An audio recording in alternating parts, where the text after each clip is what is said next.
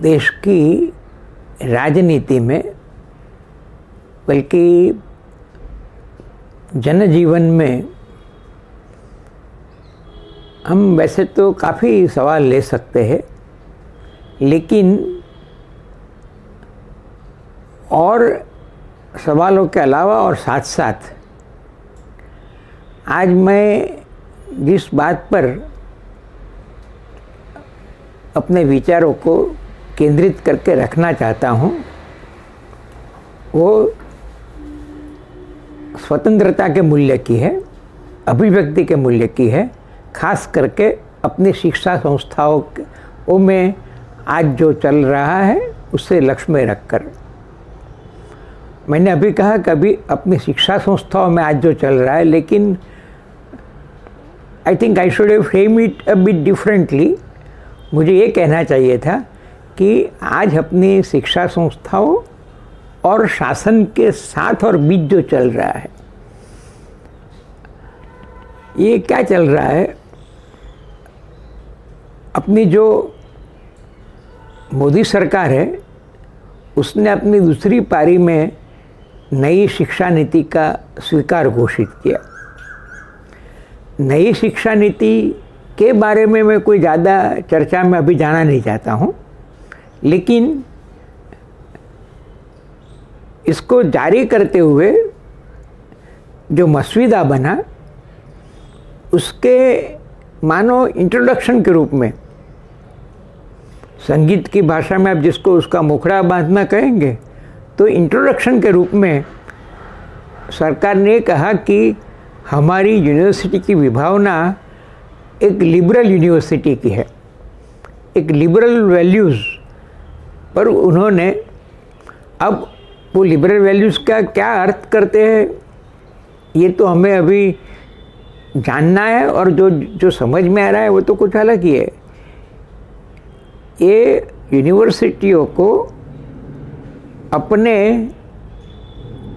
शासन के अंतर्गत एक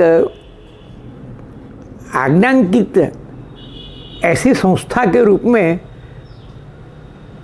देख रहे हैं, ऐसा प्रत्यक्ष व्यवहार से प्रतीत होता है।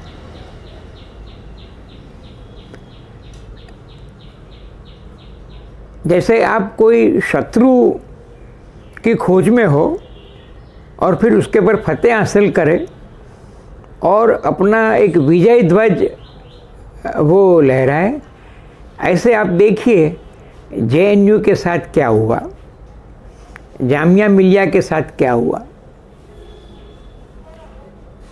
ढेर सारी यूनिवर्सिटियां आज सरकार के साथ हो रही है, सरकार की आज्ञाकीता बन रही है। इसके बीच नई शिक्षा नीति के इंट्रोडक्टरी पार्ट में जिस प्रकार के लिबरल वैल्यूज़ की बात की गई थी, लिबरल शिक्षा की बात की गई थी, उस वैल्यूज़ को लेकर चलने वाले तो JNU और जामिया मिलिया है। तो फिर एक सोच बन रही समाज में कि शायद जो सरकार की ग्रांट से नहीं चलती है, ऐसी स्वतंत्र शिक्षा संस्था चाहिए। और एक मॉडल बना, जैसे JNU अपने आप में एक प्रतिमान बनी, अभी जो एक मॉडल बना पिछले कुछ साल से लोगों के सामने आया, तो वो अशोका यूनिवर्सिटी का था कि वो कुछ पब्लिक स्पिरिटेड दान धर्मियों ने उसको खड़ा किया, और जिसे आप पब्लिक इंटेलेक्चुअल्स कहते हैं, इस प्रकार के लोग ये इसमें आए। अब नाम है उसका, और अब क्या होता है कि अपने एक leading intellectual, in a way to some extent a leading public intellectual, मैं ये आगे स्पष्ट करूँगा कि पब्लिक इंटेलेक्चुअल के आगे मैंने ये इन अ वे लीडिंग कहा, इन अ वे, तो इसको ज़रा मैंने सीमित भी कर दिया, बट लेकिन आगे मैं उसकी चर्चा करूँगा। तो प्रताप भानु मेहता जो हार्वर्ड में शिक्षित है और जिन्होंने हार्वर्ड में पढ़ाया है और भी जगह पढ़ाया है, JNU में भी पढ़ाया है, ये पॉलिसी रिसर्च उसके अध्यक्ष थे और इस contribution and scholarship and free flow of expression, ये इसमें एक माने में वो कुछ साझी रखते। दर्शन में, फिलोसॉफी में उनकी एक गति है, पॉलिटिकल साइंस तो उनकी अपनी डिसिप्लिन है,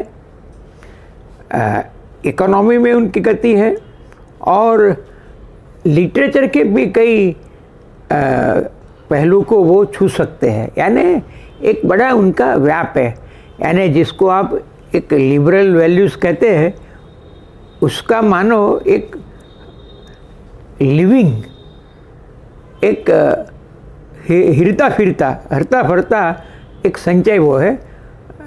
गुजराती में जिसको कहते हैं कि ये स्थावर नहीं है लेकिन जंगम है, एक mobile university in himself, so far as liberal values and liberal understanding is concerned। ऐसे ही प्रताप भानु की एक हैसियत बनी है, पहचान बनी है। अब इन्होंने रिज़ाइन क्यों किया, इस्तीफा क्यों आया, अब देखिए, मैं उसमें से केवल 2 लफ्ज़ लूँगा कि भाई मैं पब्लिक इश्यूज़ पर जो लिख रहा हूँ उसके कारण यूनिवर्सिटी के लिए, यानी यूनिवर्सिटी के तंत्रवाहकों के लिए मैं एक पॉलिटिकल लायबिलिटी बन रहा हूँ। And hence I am specifically told by somebody who matters in the university, I have decided to resign। अब देखिए, his resignation was followed by Arvind Subramanian resignation.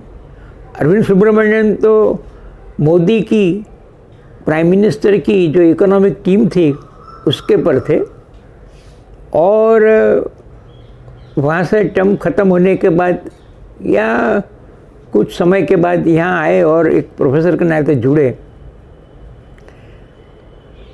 मतलब he was supposed to be quite close to the present regime, if not in ideology then at least in working, but he also felt कि भाई प्रताप भानु की बात सही है और हमें इसमें से निकल जाना चाहिए। द एंटायर अशोका एपिसोड मैं उसको 2-3 कोने से देखना चाहता हूँ। पहला तो एक धक्का है हमारी एक सरल और सन्निष्ठ मान्यता को कि भाई आप अगर सरकार के पैसों पर आधारित नहीं है, हालांकि वो पैसे भी हमारे हैं, जनता के ये, बट मान लीजिए कि आप सरकार के ये उसके पर आधारित नहीं है और स्वतंत्र फंड्स से काम चलाते हैं, तो एक स्वायत्तता की आशा है। लेकिन अब हम क्या देख रहे हैं कि इतना स्वतंत्र होते हुए भी a point comes in present day polity के Pratap Bhanu Mehta, a person of Pratap Bhanu stature, has to resign and without mincing words he says कि भाई मैं ये इंस्टीट्यूशन के लिए पॉलिटिकल लायबिलिटी बन रहा हूँ। अब देखिए, इनके जो विचार है, इनकी जो सोच है, ये आप इसको कोई पॉलिटिकल खेमे में तो देख नहीं सकते। जैसे एक नरेंद्र मोदी का और आरएसएस बीजेपी आइडियोलॉग्स का खेमा है, तो ऐसा कोई आइडियोलॉजिकल खेमा है और किसी कोई पॉलिटिकल संधान है उसका, ऐसी तो कोई प्रताप बानू की पहचान नहीं है। जो एक देश में एक लेफ्ट सेक्युलर खेमा बना है, जो एक पॉलिटिकल रुझान के साथ एंटी बीजेपी गवर्नमेंट अपनी बात रख रहा है, जिसका भी एक रोल है, लेकिन प्रताप बानू तो उसमें भी नहीं है। मतलब ये एक अपने आप से जो परिचालित है और जो लगता है कहते हैं। और देखिए, जब वो मनमोहन सिंह की सरकार थी, तब भी Pratap Bhanu Mehta had certain critical comments to offer and he didn't hide his views. इन्होंने उस वक्त भी अपने से जो टीका टिप्पण थे वो तर्क के साथ, तथ्य के साथ और एक स्वतंत्रता के साथ लोगों के सामने रखे थे। तो इसका मतलब ये हुआ कि आपका जो स्वतंत्र एक पब्लिक इंटेलेक्चुअल है, इसके लिए आज का जो शासन, उसकी सोच में कोई स्थान नहीं है। अगर है तो एक शत्रु के रूप में है। ये दो लफ्ज I think Pratap Banu had said it in everything, said everything in it, कि मैं पॉलिटिकल लायबिलिटी बन रहा हूँ यूनिवर्सिटी के लिए। अब मैं जरा दूसरे सिरे से देखना चाहता हूँ। हाँ भाई, Arvind Subramanian also resigned. Faculty also issued a statement condemning Pratap Banu's indirect ousting and standing by him. World over, a good number of intellectuals, they also come out in support of Pratap Banu's stand.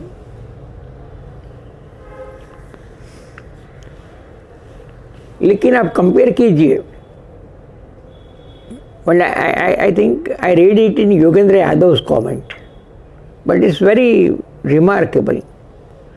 Yogendra Yadav कहते हैं कि भाई, जिस प्रकार से प्रशांत भूषण का issue आया था और सारे देश में जिस पैमाने पर हलचल हुई थी, इस पैमाने पर इसमें क्यों नहीं लगती है। अब योगेंद्र यादव को का ये नज़रिया है और उसका उनका अपना रीजंस हो गए। मुझे क्या लगता है कि प्रशांत भूषण में केस में apart from his intellectual equipment, ये सही माने में he is a public persona. ये कुछ न कुछ इश्यूज़ में उनका एक एक्टिविज़म है। Pratap Bhanu, who is known for his scholarship and independent views, इनका कोई ऐसा एक्टिविस्ट रिकॉर्ड नहीं है। Not that thereby I belittle him, but जो स्टर, जो एक हलचल हमने प्रशांत भूषण के केस में देखी, वो जब ये कोर्ट, सुप्रीम कोर्ट और कोर्ट की अवमानना की बात आई, तब ये ऐसी कोई हलचल, ऐसी कोई चहल पहल लोगों के बीच प्रताप बानू के केस में नहीं है। दो कारण हो सकते हैं। एक तो ये है कि भाई, जैसे मैंने कहा कि इनकी कोई एक्टिविस्ट रुझान या पहचान नहीं है, और दूसरा ये कि धीरे धीरे हम एक प्रकार से ये ऐसी बातों में उसका स्वीकार करते बन गए हैं। मतलब ऐसा होता है, ठीक है, तो आपने आवाज़ की, somebody dissented, good, but then everybody's everyday life continues। हम उसके आदती हो रहे हैं शायद, ये एक मेरा ऑब्जर्वेशन है। एक और ऑब्जर्वेशन जो मैं प्रताप बानू की टीका के रूप में नहीं, लेकिन समझने के लिए करना चाहता हूँ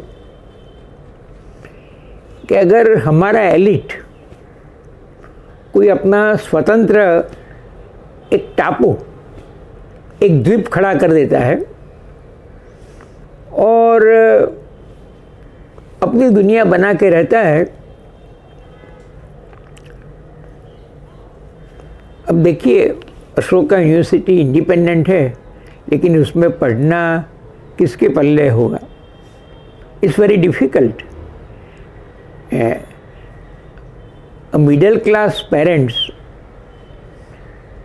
they can never think of sending their sons and daughters to such institution। and अब JNU का तो आखा कैरेक्टर बदलता गया। You can expect a Kanhaiya Kumar flourishing in JNU, but Ashoka elite breed में you cannot think of a Kanhaiya Kumar. Maybe I am taking a risk and is bit on maybe one may think that I am on a sort of a generalization spree, but ये एक सोचने वाली बात है। तीसरा, as I see it, कि अब ये समय आ गया है कि अपना जो एलिट है, खास करके इंटेलेक्चुअल एलिट, वो अपने लाइफ टाइम कंपल्शंस जो है उसमें भले सीमित अर्थ में क्यों न हो, सीमित अर्थ में कोई जीवन को शुष्क बना के नहीं, और कोई प्रकार की एक बिल्कुल एक आर्थिक उस कंसिडरेशन से उपेक्षित एक कोने में पड़ने की ज़िंदगी जो कोई फ़कीर की हो सकती है, ऐसे नहीं। लेकिन अपने सुख की व्याख्या को जरा सीमित करके सुविधा की रक्षा करते हुए भी सुविधा परस्त, सुविधा भोगी नहीं बनते हुए ऐसे अगर इंटेलेक्चुअल्स निकले जो अशोका प्रकार की एलिट नहीं, लेकिन आम जनता की स्वतंत्र यूनिवर्सिटी खड़ी कर सके, ये एक बात है जो हमें बहुत सीरियसली सोचना चाहिए। आप ग्रांट नहीं लेते हैं इस माने में इंडिपेंडेंट है, but there are political forces जिसका कोई नाम नहीं लेता है। सारे डिबेट में ये देखिए कि आज देश की राजनीति और बाकी सभी क्षेत्र जो एक व्यक्ति से परिचालित हो रहे हैं, उसका नाम अभी तक इस डिबेट में नहीं आया है। आना जरूरी है ऐसा मैं नहीं कहता हूँ, लेकिन मैं इसलिए कहता हूँ कि we have become so pliable. हालांकि I am all praise for the students of Ashoka. The statement they issued, one of the finest documents of present time, लेकिन फिर भी all said and done Gujarat और बिहार के छात्रों में नवनिर्माण के दिनों में जो जोश था, विथ ऑल देयर लिमिटेशंस, और आज हाइंडसाइट से हम जिसकी काफ़ी आलोचना भी कर सकते हैं, लेकिन ये स्टेटमेंट तो बहुत अच्छा है अशोका के स्टूडेंट्स के। एंड प्रताप भानु ने तो बिल्कुल उनको सुपर हीरोज कहकर इनका एक अभिवादन किया है कि भाई आप हमारे हमसे भी ज़्यादा क्लैरिटी ऑफ थॉट से आप बाहर आए हैं, करेज एंड क्लैरिटी से। तो ये तो है, we all appreciate it, but we want a new combination. Ashoka का एलिट और जेएनयू का जन सामान्य, इसके बीच कहीं आप कोई शिक्षा की एक स्वतंत्र मुहिम छेड़ सकते हैं। जेएनयू में सबके लिए स्वाधीनता के साथ एक बेसिकली एक कम्युनिस्ट या मार्क्सिस्ट एक उसका ये था, फिर भी काफ़ी ओपनिंग उसमें थे। तो अब ये neither the so called Marxist और more than that so called communist JNU, nor an elitist Ashoka, can we at some level work out a still more free university which by its nature cannot but be anti-establishment, not केवल not only the present regime, कोई भी regime आएगा जो जनता के साथ निस्बत से जुड़े हुए जो भी लिबरल छात्र छात्रा अध्यापक विचारक हो गए, I think by and large उनके जहन में एक एंटी एस्टैब्लिशमेंट रक्त तो रहेगी। एंड और मैं उसको एक वरदान के रूप में देखता हूँ। तो एक ऐसी एक नई शिक्षा नीति की दृष्टि से एक नया विश्वविद्यालय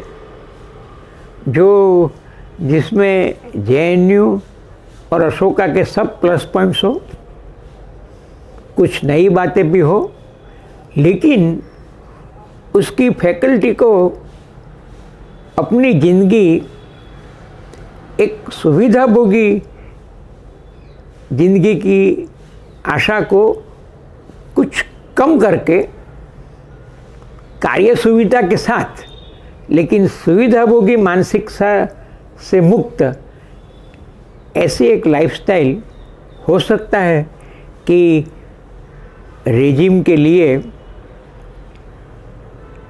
उसके साथ काम लेना असंभव हो जाए। अब ये तो मेरी तो एक उड़ान है जिसके पास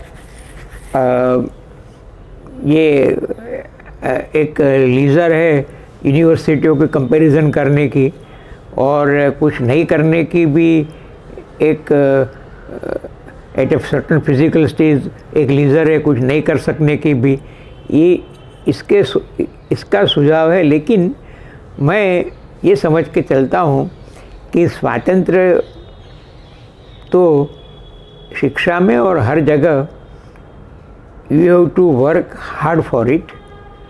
अब eternal vigilance is the price of liberty, ये हर मायने में इसके लिए सही है। And we have to understand with all our individual compromises, we have to understand कि there is no free lunch. तो ये कोई फ्री लंच नहीं है, ये समझ कर चलने वाले नए शिक्षा सैनिक और नए छात्र, इसकी तलाश आज हमें है। अब इतना कहने के बाद मेरी बात, हालांकि मैं पूरा उसको न्याय न भी दे पाया हूँ, लेकिन एक सोच के बिंदु की तरह आपके सामने रख देता हूँ। धन्यवाद।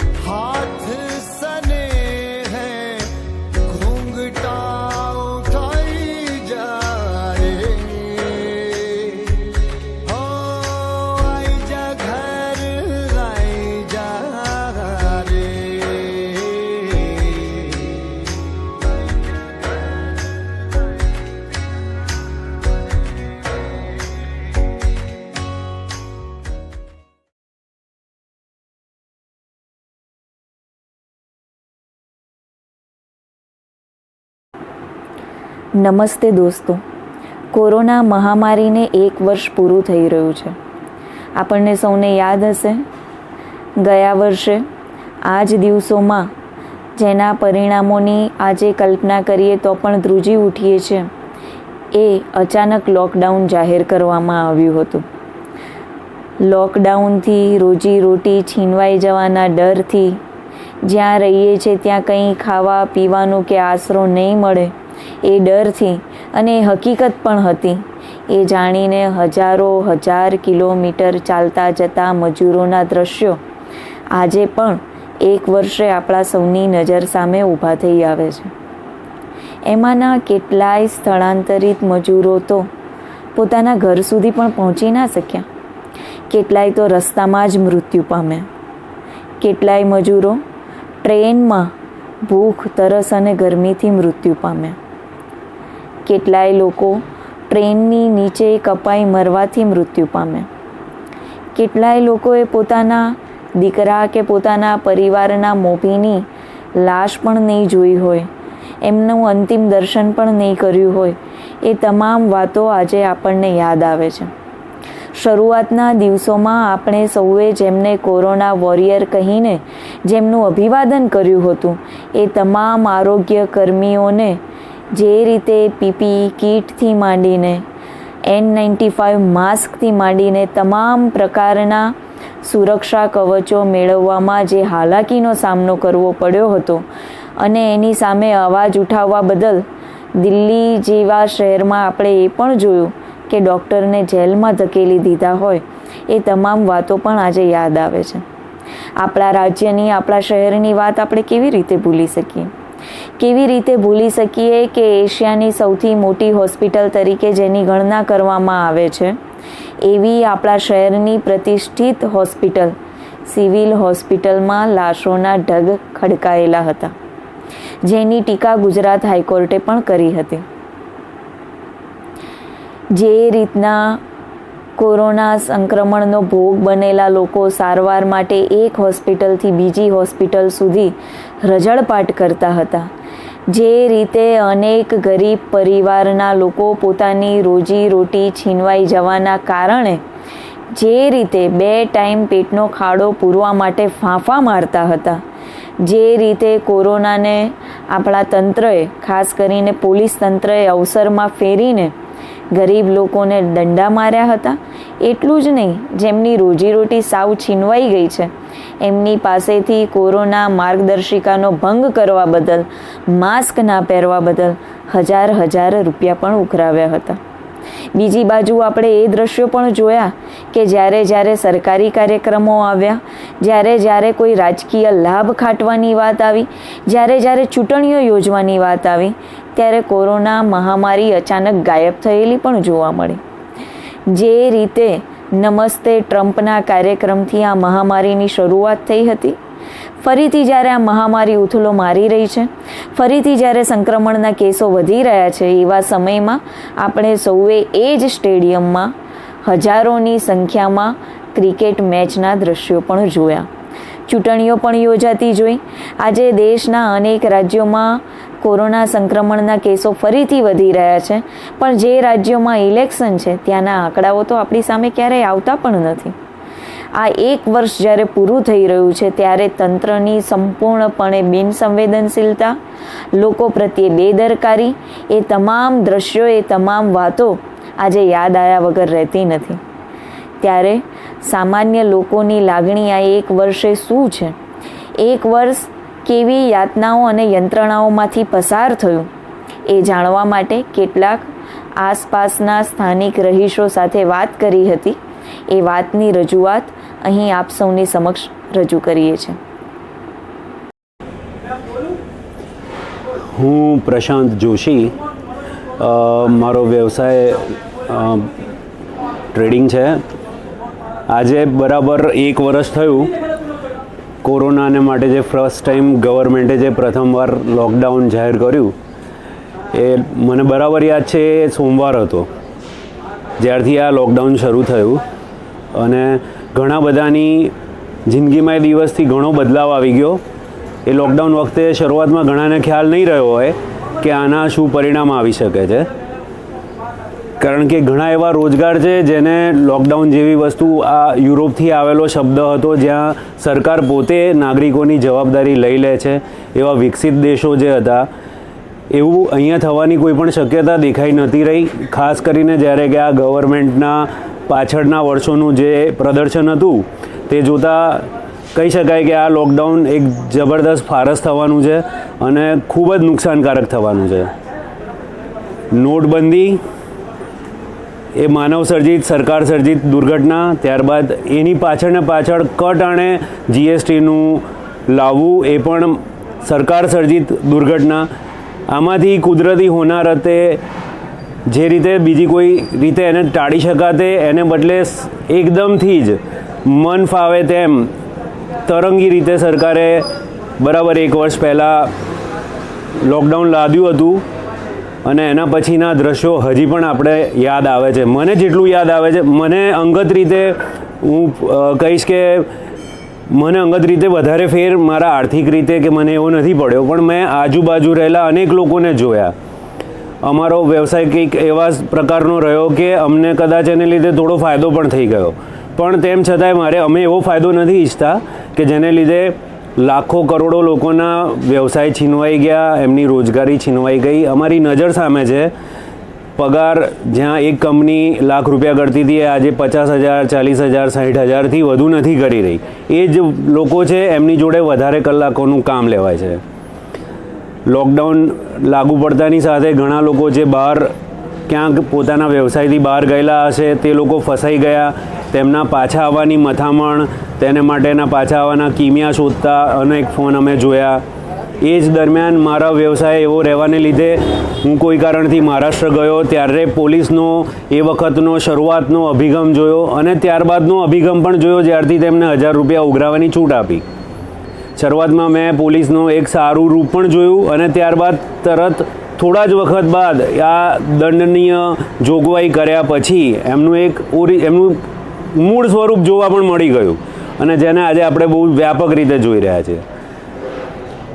એ વખતે મજૂરોએ થોડા દિવસ જેમ તેમ કરીને પોતાના શહેરમાં જ કાઢ્યા, શ્રમિક મજૂરો જે બહારથી આવેલા હતા, અને પાછા જવા માટે આખરે તેઓની હિંમત ખૂટી પડી, અને એ લોકો જેવી રીતે જતા એના વિશે અમુક જાગૃત મીડિયા, ખાસ કરીને સમાચાર માધ્યમોમાં આપણા ન્યૂઝપેપર્સને જોઈ શકીએ તે કે અમુક ઘણી ગાંઠી ચેનલની અંદર તેના વિશે પૂરતા પ્રમાણમાં એને દર્શાવવામાં આવ્યું. નહીંતર એ પણ અલગ જ રહ્યું. હજી આજે પણ લોકો થાળી વાડકા, દીવડા એનાથી ફરીથી અમને યાદ તો અપાવડાવી જ રહ્યા છે. ગયા વર્ષના થાળી વાડકાના અવાજ પણ નથી ભૂલાયા, અને દીવડા સળગાવવાનું પણ અમે નથી ભૂલ્યા. એટલે આ એક વર્ષ દરમિયાન સરકારે લાદેલા મજૂરો માટેના 12 કલાકના કાયદા પણ યાદ છે કે ધીરે ધીરે ગવર્મેન્ટે એવી રીતનો કાયદો કર્યો કે 12 કલાક, 8 કલાકને બદલે 12 કલાક સુધી નોકરી કરાવી શકાય. અને હું એક ઇન્ડસ્ટ્રીમાં રહેતા જોઈ રહ્યો છું કે ખરેખર 12 કલાક સુધી નોકરી કરાવે છે. મેં મારી નજર સામે અમદાવાદનું ઉદાહરણ આપું તો આશીમા મિલે આ વર્ષ દરમિયાન તમામ કાયમી કર્મચારીઓને છૂટા કર્યા છે. એ લોકોને ફરીથી પાર્ટ ટાઈમની રીતે લીધેલા છે, કોન્ટ્રાક્ટ બેઝ પર લીધા છે, એ જ કર્મચારીઓને, એ જ લેબર્સને, અને એમની જોડે હવે એમની શિફ્ટ જે 8 કલાકની રહેતી એ હવે 12 કલાકની કરી દીધેલ છે. આ એક ઉદાહરણ છે જે અમદાવાદનું હું આપી શકું છું. મેં મારી નજરે જોયેલું છે, જેની સાથે સંકળાયેલો લોકોને હું સારી રીતે ઓળખું છું. આવું કદાચ બધી જ જગ્યાએ બન્યું હશે, કારણ કે નોકરી માંગતા ફોન આવવા, આ તે ઘટના એના પછી પહેલા મહિના પછી બહુ જ ઇન્ટેન્સ થઈ. અમુક લોકો જે બહાર ગયેલા હતા, અમારી સાથે કામ કરતા લોકો, એ પણ 1 મહિનો સુધી, પહેલાં શરૂઆતના કદાચ 15-20 દિવસ સુધી એમને એવું લાગ્યું કે કદાચ આ એક વાંધો નહીં, આનંદનો ઉત્સવનો સમય હશે કે એવી રીતે લોકો બહાર રહ્યા. પણ એના પછી એમને પણ ખબર પડી ગઈ કે આમાં ઘર ચલાવવું પણ મુશ્કેલ થાય છે, કારણ કે બફર સ્ટોક હવે આજના તારીખમાં લોકો જોડે એટલો રહ્યો નથી. ત્યારબાદ એકાએક તરંગી રીતે અધિકારીઓનું કહેવું કે હવે શાકભાજી પણ નહીં મળે, કશું નહીં મળે. 7 દિવસ રહ્યું. હવે આજે ખાસ યાદ આવે છે, કારણ કે આ વર્ષે જ્યારે ચૂંટણી પ્રચાર માટે ખુલ્લેઆમ ભીડ લાગી રહી હતી, અને આપણે હજી હમણાં જ જોયું છે, મહિના પહેલાંની જ વાત છે, ઇનફેક્ટ આ મહિનાની જ વાત છે, એ જે આપણે જોઈ રહ્યા હતા એની સામે ઓછા કેસ હોવા છતાં પણ એ વખતે એકદમ આકરા નિયમો લાદી અને એકદમ આકરી સજાઓ લાદીને એને બંધ કરવામાં આવેલું હતું. જ્યારે એના પછી સરકારે પોતાની મન ફાવતી રીતે, અને કદાચ શરૂમાં લોકો આના વિશે બોલતા નહોતા, ઘણા જણા એના આઉટ ઓફ રિસ્પેક્ટ કે એમના કોઈ પણ એક ગવર્મેન્ટ પ્રત્યેની કૂણી લાગણીને લીધે બોલતા નહોતા, એમાં પણ ઘણા બધા લોકોને અમે બોલતા જોઈ લીધેલા છે. બહારગામના પ્રસંગોમાં પણ એવું છે. ત્યારે મારા એક અકસ્માત દરમિયાન હું એ ગાળા દરમિયાન હોસ્પિટલમાં ગયો. એ ગાળા દરમિયાન પોલીસનો મને અદ્ભુત રીતે મને સાથ મળ્યો કહેવાય, કે એમણે મને બહુ મદદ કરેલી હતી, મહારાષ્ટ્ર પોલીસે. ત્યારબાદના અનુભવો બહુ જ ખરાબ રહેલા છે લોકોના, અમારી સાથે ગયેલા લોકોના પણ. એ કદાચ શરૂઆતનો તબક્કો હતો, ત્યારે એ લોકો માટે પણ નવાઈ હતી. ત્યારબાદની ઘટનાઓ તો પછી કદાચ વધારે નવી કહેવાશે તો એ કદાચ વધારે બધાને યાદ હશે. મને જે મુખ્ય ઘટનાઓ યાદ આવે છે એ હિજરત કરી જવી, એકાએક રાતોરાત લાગેલા લોકડાઉનને લીધે લોકોના કાયદા, મજૂરોના, શ્રમિકોના કાયદામાં બદલાવ કરીને ગવર્મેન્ટ દ્વારા મોટા ઉદ્યોગ ગૃહોને ફાયદો કરાવો. આ બધું આજે નહીં, કદાચ મને લાગે છે આવાવાળા અનેક વર્ષ સુધી હું પર્સનલી ભૂલી શકીશ નહીં. આપનું નામ? રાવલ રિયા. અને તમે શું કરો છો? હું હમણાં 2nd યર બીકોમમાં સ્ટડી કરું છું.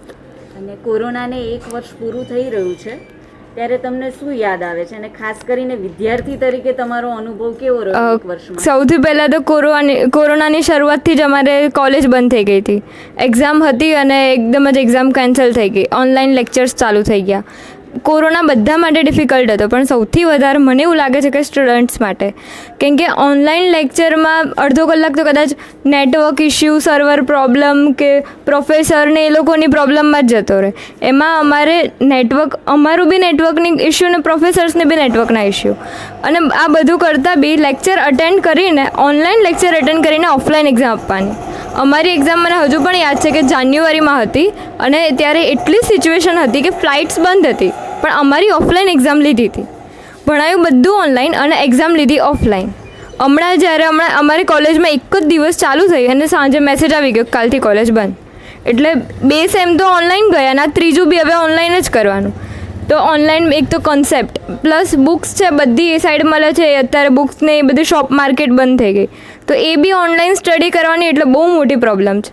અમારા ઘણા એવા ક્લાસમેટ છે કે જે ગામડામાં ને એવી રીતે રહે છે, તો એ લોકો તો મતલબ બધા ભેગા થઈને કે અલગ અલગ જગ્યાએ સ્ટડી કરે છે, કારણ કે ઘરમાં ને એમાં નેટવર્કની પ્રોબ્લેમ ના હોય તો એમને તો બહુ જ ઇસ્યુ થાય છે. અને એમ બી કન્સેપ્ટ તો બિલકુલ ક્લિયર નથી થતા, કેમ કે અકાઉન્ટ્સ અને સ્ટેટના સમ જ્યારે પ્રોફેસર રીડ કરીને કરે ને તો બહુ જ પ્રોબ્લેમ છે. લાઈક કોઈ પેરેગ્રાફ રીડ કરે એવી રીતે સમજાવે છે. લાઈક કન્સેપ્ચ્યુઅલ ક્લેરિટી તો જરાય નથી. એટલે કાં તો યુટ્યુબ કાં તો પછી ગૂગલ કેવી રીતે અમારે કરીને જ એક્ઝામ આપવી પડે છે. અને એમાં બી પાછું સ્કોર કરવાનું, હાઈ સ્કોર કરવાનું, એટલે એનું બહુ જ બર્ડન હોય છે. એટલે આ કોરોનાનો ટાઈમ વિદ્યાર્થી માટે સૌથી વધારે ખરાબ છે. બીજો કોઈ એવો અનુભવ, કોઈ એવી વાત વિદ્યાર્થીઓના પ્રશ્ન સિવાય તમને કોઈ કહેવાનું મન થતું હોય? એકચ્યુઅલી પહેલાં એવું હતું કે સ્ટાર્ટિંગમાં કોરોના આવે ને તો બહુ જ ડરી ગયા. એક કેસ આવે ને તો બી બધા ડરે, કોઈ આમ ના જાય આમ ના જાય. હવે કોઈ એટલું સિરિયસલી લેતું નથી. પણ એમાં એક વસ્તુ એ બી છે કે જ્યારે મેચમાં પબ્લિક ભેગી થાય, કે જ્યારે ઇલેક્શનમાં મને યાદ છે કે ઘણા એવા આવતા હતા પ્રચાર કરવા માટે, કોઈ જ માસ્ક નહોતું પહેર્યું, કોઈએ સોશિયલ ડિસ્ટન્સિંગ નહોતું રાખ્યું, કંઈ સેનિટાઇઝેશન કશું જ નહીં, બરાબર. અને લાઈક સ્કૂલો કોલેજ જવાનું હોય તો પછી કહે છે કે કોરોના આવે છે. અમે ક્યાંય ફ્રેન્ડ્સ જોડે બહાર જવું હોય કે ફ્રેન્ડ્સ ઘણા ઇવન ફ્રેન્ડ સ્કૂલમાં અને કોલેજમાં એ બી પ્રોબ્લેમ છે કે એ લોકો રહેતા હતા બીજે, હવે કોલેજ ચાલુ થઈ તો એ લોકો અહીંયા આવ્યા, એમને ટ્રાન્સપોર્ટેશન કોસ્ટ પ્લસ પીજી ને હોસ્ટેલ બંધ છે એટલે પીજીમાં જ રહેવું પડે. હવે એટલી બધી કોસ્ટ કરીને અહીંયા આવ્યા, આટલા બધા પીડીના રેન્ટ ચૂકવે છે, અને હવે આ લોકોની કોલેજ બંધ થઈ ગઈ, એટલે સૌથી મોટું ફાઇનાન્શિયલ પ્રોબ્લેમ એ લોકોને બહુ જ થઈ રહી છે. તો આ બી એક બહુ મોટી પ્રોબ્લેમ છે. આપનું નામ? પરેશ સોલંકી. શું આપનો ધંધો શું? રિચાર્જિંગનો. ધંધો કેમનો ચાલે? નથી, બરાબર નથી ચાલતો. હવે તો ઓનલાઈન થઈ ગયું છે એટલે હવે આ બેકાર જેવું જ છે. અને એમાં આ કોરોના આવ્યો અને એને 1 વર્ષ થઈ રહ્યું છે, તો શું છે, શું અનુભવ? એ કોરોના કરીને બધા ડર પેસાડી દીધો છે. કોરોના જેવું ધંધા પાણી કંઈ રહ્યા નથી હવે. ને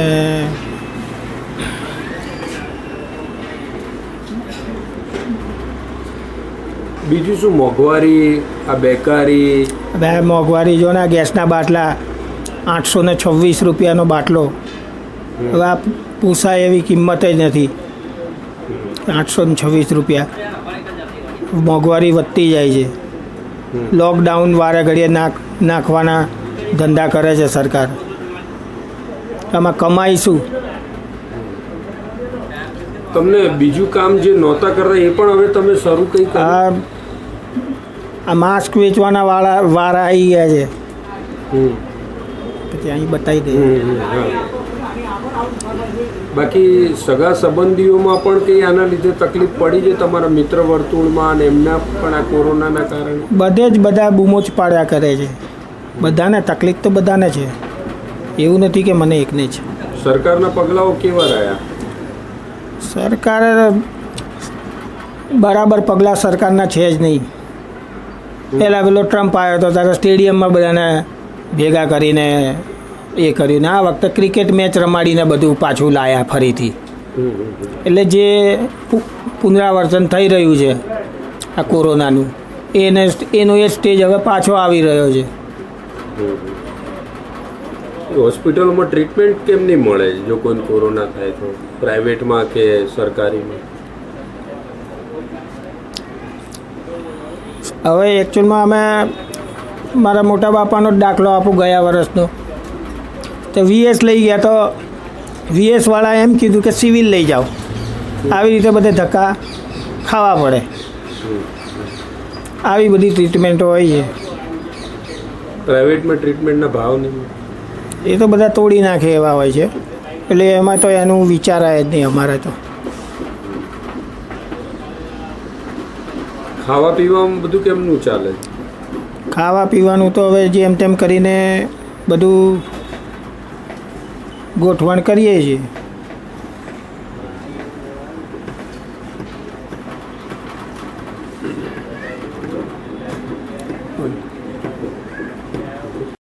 આપનું નામ?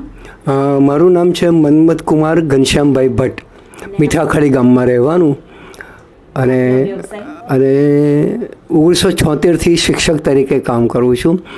રિટાયર થઈ ગયો છું, નિવૃત્ત છું, પણ છતાંય એક અભિજાત વિદ્યાવિહારમાં મારી સેવાઓ હું આપું છું. કોરોનાને જ્યારે 1 વર્ષ પૂરું થઈ રહ્યું છે ત્યારે આ 1 વર્ષે આપને શું યાદ આવી રહ્યું છે?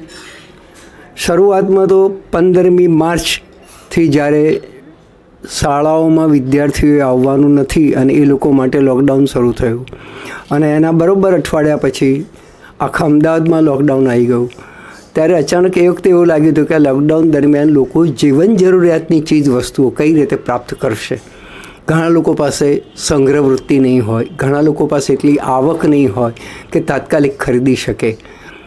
અને આમ જોવા જઈએ તો માર્ચની 22મી 21મીથી લોકડાઉન શરૂ થયું કહેવાય, તો એ મહિનાના અંતિમ દિવસો કહેવાય. એટલે લોકોની સેલેરી લગભગ 70થી 80% વપરાઈ ગઈ હોય, અને ભાવ વધારાના સંદર્ભમાં ટ્રાન્સપોર્ટેશનના ખૂબ ખર્ચા, પેટ્રોલ ડીઝલના ભાવ વધારાના કારણે લોકોનો પગાર તો લગભગ 20% જેટલો તો એ ટ્રાન્સપોર્ટેશનમાં જ જતો હોય છે, એવું મારું. અને એ લોકોને ખૂબ ખરીદીની ખૂબ સામાન્ય જનતાને તકલીફ પડી. આપનો કોઈ એવો ચોક્કસ અનુભવ છે જે આજે 1 વર્ષે યાદ આવતો હોય? કોઈ જીવન જરૂરિયાતની વસ્તુ ખરીદવા? હા, મને ઘણીવાર હું જ્યારે મારું ડાયાબિટીસ ચેક કરાવવા જતો હતો, લાગ્યું કે ભાઈ ડાયાબિટીસ ચેક કરાવવું પડશે, ને 3-4 મહિના થઈ ગયા છે, અને HB1AC ચેક કરાવવાનું હતું. ત્યાંથી કદાચ મને કોરોના લાગી ગયો એવું મને લાગે. મને શરૂઆતમાં તો ખબર, કારણ કે હું યોગા ટીચર પણ છું, એટલે હું યોગા કરતો હતો, પ્રાણાયામ કરતો હતો. એમાં કપાલભ્રાંતિ દરમિયાન મને લાગ્યું કે ભાઈ મારાથી શ્વાસોશ્વાસની પ્રક્રિયામાં થોડી તકલીફ પડે છે, અને સેજ ટેમ્પરેચર જેવું લાગ્યું. ઘરમાં થર્મોમીટર હતું એટલે તાવ માપી લીધો, ડાઉટ ગયો. એટલે મારા જીજાજી છે ડૉક્ટર મુકેશભાઈ શુક્લ, જેમણે સિવિલમાં ખૂબ સારી સેવાઓ આપી છે, એમણે કહ્યું કે એમની સલાહ અનુસાર મેં બધા ટેસ્ટ કરાવવા ગયા. પણ ટેસ્ટ કરાવવામાં તો અમે જ્યારે SVPમાં ગયા, વાડીલાલ હોસ્પિટલ, ત્યાં તો અમને મારું ઓક્સિજન લેવલ માપ્યું અને ટેમ્પરેચર માપ્યું, અને કહ્યું કે ભાઈ તમને કંઈ છે નહીં, પાછા જાઓ. મેં કીધું ભાઈ મને આવી તકલીફ થાય છે, કોરોનાનો ટેસ્ટ કરો. તો કોરોનાનો ટેસ્ટ એ લોકોએ ના કર્યો. પછી અમારે ન છૂટકે ખાનગીમાં કોરોનાનો ટેસ્ટ 4,500 રૂપિયા ખર્ચીને કરવો પડ્યો. એ થોડું મને દુઃખ લાગ્યું, કારણ કે ઘણા લોકોને એ લોકો આમ કે જગ્યા કદાચ નહીં હોય કે શું સાચું કારણ કોઈ જણાવતું નહોતું, એટલે બહુ તકલીફ થઈ. એ દિવસે અમે આખો દિવસ રખડ્યા રિક્ષામાં. પછી અમે શું સામા ગયા, એમણે કહ્યું કે ભાઈ અહીંયા જગ્યા છે, તમે ટેસ્ટ કરાવી લો. અને અમારા દર્શનભાઈ પરીખ એક બીજા ડૉક્ટર છે ફેમિલી, એમણે કહ્યું કે ભાઈ હા તમે ટેસ્ટ કરાવી લો, ને હોસ્પિટલમાં જગ્યા છે, મેં તપાસ કરી છે, તો તમે પહોંચી જ જાઓ. એટલે અમે પહોંચવા જતા હતા ત્યાં દાખલ પણ થઈ ગયા, અને 5 દિવસે તો હું રિકવર થઈ ગયો. મને કોરોનાની શરૂઆતનું સ્ટેજ જ હતું, એટલે એકદમ લો લેવલ હતું. એટલે ત્યાં પણ હું બેડમાં પણ જ્યારે બેઠો હોઉં ત્યારે થોડા આસનો કરું, બેસવાના આસનો કરું, વ્રજાસન કરું, કપાલભ્રાંતિ એ બધું હું થોડું કરતો હતો. મારી દવાઓ ચાલુ હતી. ત્યાંનો સ્ટાફ ખૂબ સારો હતો, સહકાર સારો હતો. અહીંયા મ્યુનિસિપાલિટી કોર્પોરેશને ઘરે પણ એ દરમિયાન આખું ઘર સેનેટાઈઝ કરવા આવી ગયા, પણ એ ચાર્જ ખૂબ હતો. પ્રાઇવેટ લગભગ હશે કદાચ, પણ સરકારે જે થોડીક કેર રાખવી જોઈએ, અથવા લોકોને અગમચેતી આપીને ચેતવવા જોઈએ કે ભાઈ આવી પરિસ્થિતિ સર્જાશે, તો આ પરિસ્થિતિમાં પબ્લિકે કેવી રીતે વર્તવું. થોડી જગ્યાએ સરકારે પોતે શાકભાજીના સ્ટોર, દૂધના સ્ટોર, એ જો સરકાર બધું બંધ રાખતી હોય લોકડાઉનમાં તો એવા સ્ટોર ખુલ્લા રાખવા જોઈએ કે જેથી પ્રજાની જીવન જરૂરિયાતની ચીજો સરળતાથી મળી રહે. બીજું કંઈ જોડવા માંગતા હોય, કંઈ કહેવા માંગતા હોય? હા, કોરોનાએ આખા વિશ્વને એક એવો સંદેશ આપી દો છે કે સોશિયલ ડિસ્ટન્સ જાળવો, હાથ ધુઓ વારંવાર. આ જે પ્રક્રિયા છે એ તો આપણે વર્ષોથી અપનાવ જેવી હતી, કારણ કે આજથી 50 વર્ષ પહેલાં જે હવાનું શુદ્ધિકરણ હતું એ હવે છે નહીં. બીજું કે આપણે જે કંઈ ખાઈએ પીએ છીએ એમાં ભેળસેળ, જંતુનાશક દવાઓનો પુષ્કળ ઉપયોગ અને એવો ખોરાક આપણે ખાઈએ છીએ કે જે આપણા સ્વાસ્થ્યને નુકસાનકારક છે. દાખલા તરીકે સિંગતેલ તમે પ્યોર લેવા જાઓ તો ક્યાંય મળતું નથી, કારણ કે દરેકમાં થોડીક ભેળસેળ છે જ. અને એને પરિણામે અને ફાસ્ટ ફૂડને પરિણામે પણ આ રોગ વકરી રહ્યો હોય. લોકો સોશિયલ ડિસ્ટન્સ નથી જાળવતા એટલે પણ વકરી રહ્યો હોય, માસ્ક નથી પહેરતા એટલે પણ વકરી રહ્યો હોય. અને કોઈ પણ દરેક શહેરમાં આ પરિસ્થિતિ છે, પણ અમુક કોમ, અમુક પ્રજા એ માસ્કમાં માનતી જ નથી. આજે પણ ઘણીવાર હું શહેરમાં જાઉં ત્યારે મને લાગે કે માસ્ક વગરની પ્રજા બેફામ ફરતી હોય.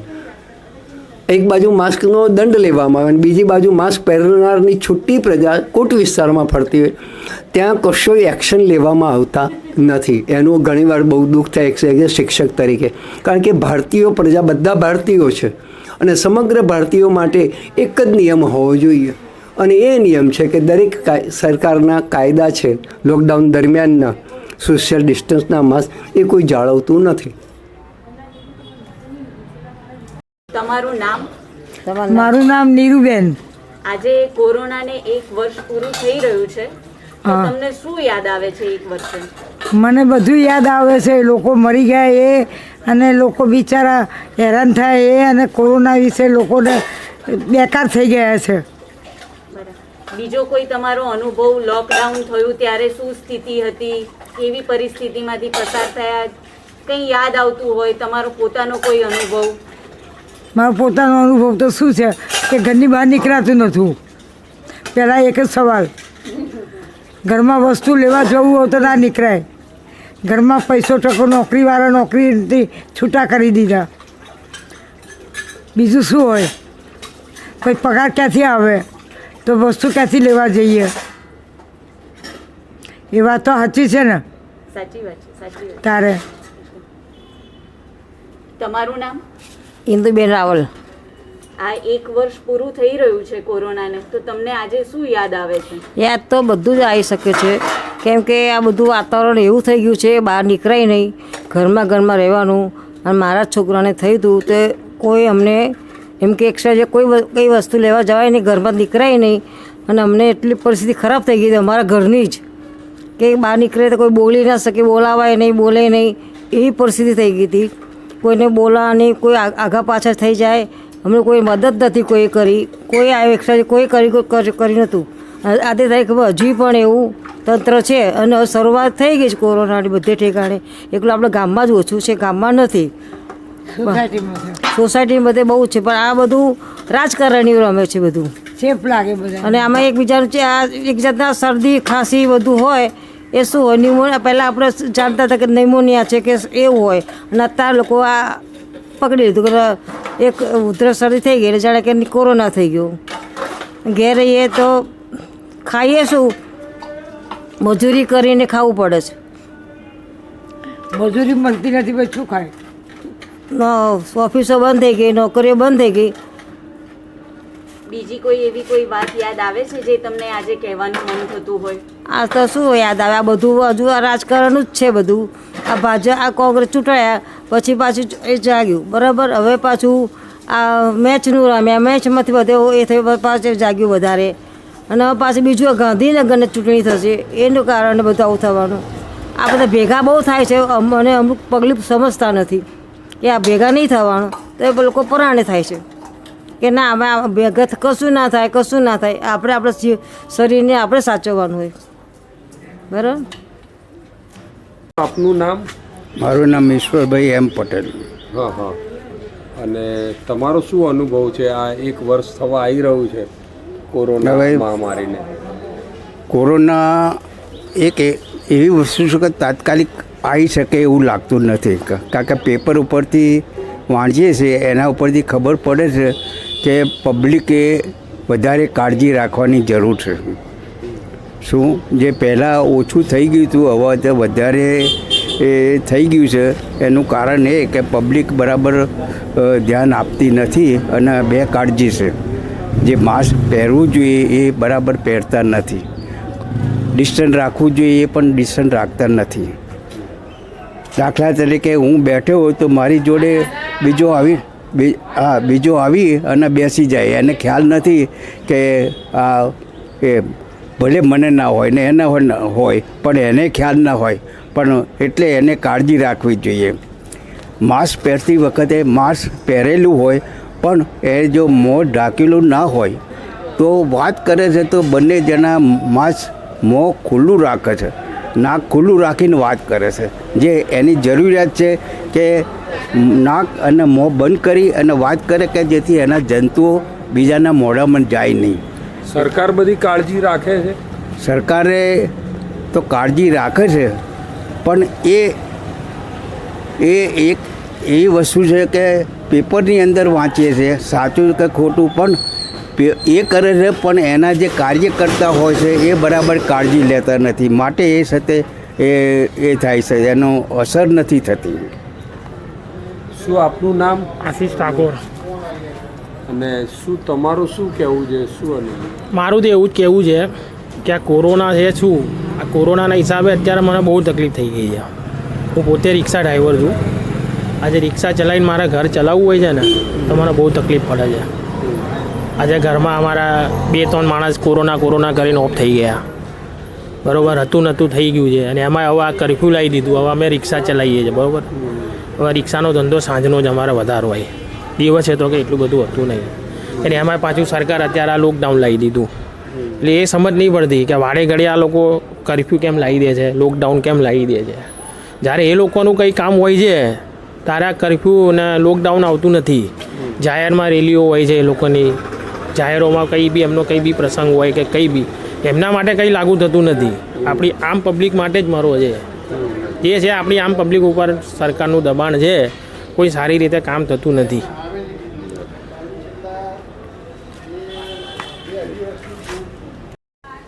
આપનું નામ? કિરણબેન ભટ્ટ. અને આપનો વ્યવસાય? ગૃહિણી.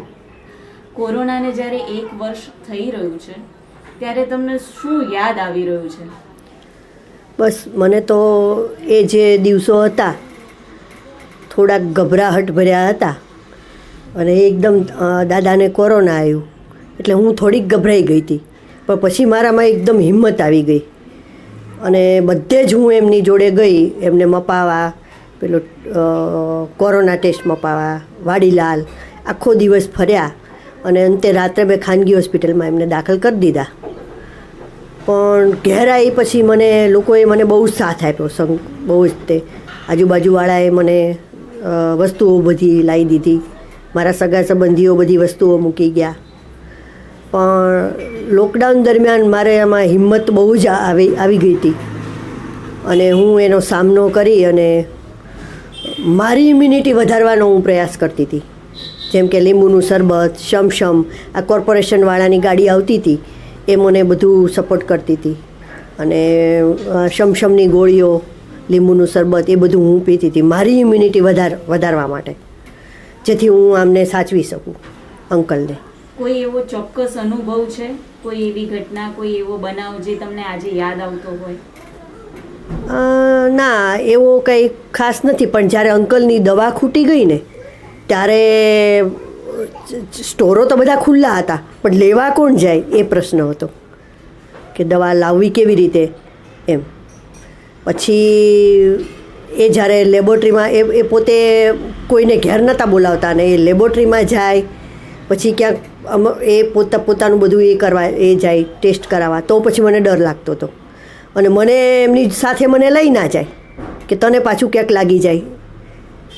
એટલે એ રીતે મારે થોડુંક ટેન્શન રહ્યું મને મહિનો, પછી અમે બહાર આવી ગયા ધીરે ધીરે.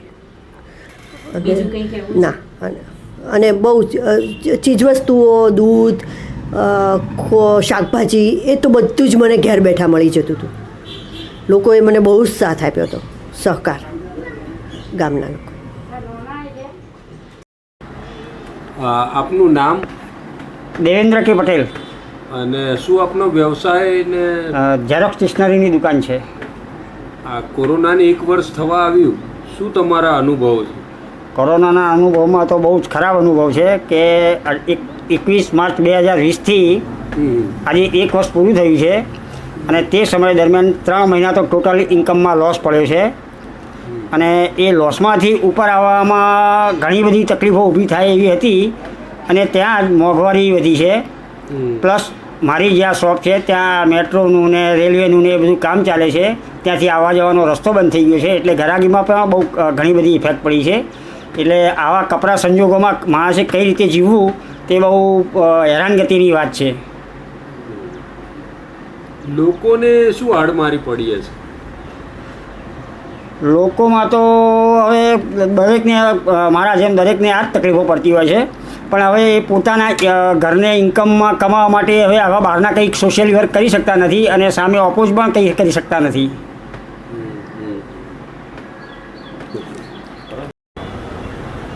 હું મહેન્દ્ર રાઠોડ LLB કરું છું અને સાથે સાથે રાત્રે સિક્યુરિટીની નોકરી પણ કરું છું. કોરોનાના 1 વર્ષે આમ તો ઘણું બધું યાદ આવે, પણ ખાસ જે યાદ આવે છે કે સરકારે એ વખતે જે કીધું હતું કે આપણે આફતને અવસરમાં ફેરવીશું, પણ એ આફતને અવસરમાં ફેરવી તો એ આફતમાં અવસર કોના માટે? સરકારે બરાબર લાભ લીધો છે આ આફતનો અવસરમાં ફેરવવાનો, પણ સામાન્ય લોકો માટે તો આફત જ હતી અને જે અવસરો લોકોના હતા, જે લોકોના પ્રસંગો હતા એ પણ આફતમાં ફેરવાઈ ગયા. કેટલા બધા લોકોની રોજગારી છીનવાઈ ગઈ, કેટલા બધા લોકોના ખાવા પીવાના ફાંફા પડ્યા. આ બધી પરિસ્થિતિ યાદ આવી રહી છે અત્યારે. આપણે જોઈએ જ્યારે સરકારે લોકડાઉન જાહેર કર્યું ત્યારે કેટલા બધા મજદૂરો પગપાળા ચાલતા ચાલતા પોતાના વતન સુધી જઈ રહ્યા હતા. એ લોકોના પગના તળિયા તમે જોયા હોય, લોહી લુહાણ, એ લોહીથી ખરડાયેલા રસ્તા યાદ આવે.